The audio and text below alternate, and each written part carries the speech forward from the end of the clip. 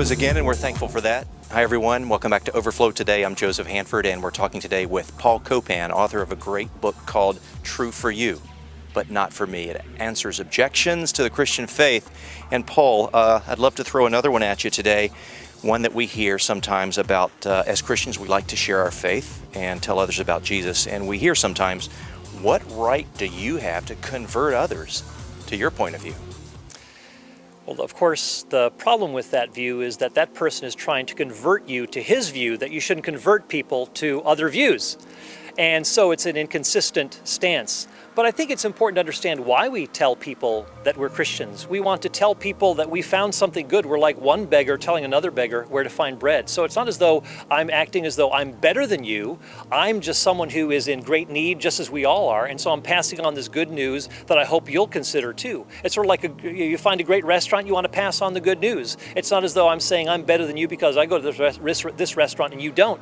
So, and of course it's interesting, this person believes that it's immoral to convert someone to another point of view. Where does that moral stand come from? I'd like to know where that standard is, because in a relativistic society, you can't have those sorts of moral standards.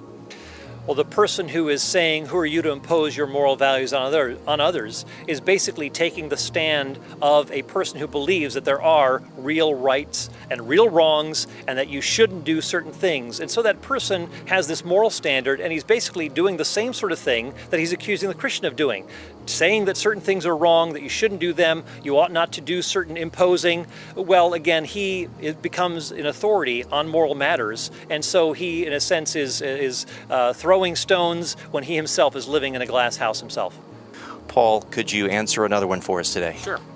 One we hear a lot is, you're intolerant, or you Christians are intolerant for believing that. So Paul, then what is false tolerance, and contrast that with true tolerance? False tolerance is accepting all views as true, and if I do that, then I'm going to be accepting contradictory views, including the person that I disagree with who is intolerant. But true tolerance is putting up with what I find disagreeable or false. I can accept the person with whom I disagree.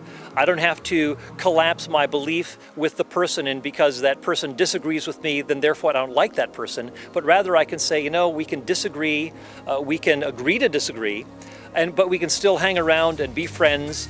I can show acceptance to you, but even if we disagree, that doesn't have to mean that we part company on these sorts of issues.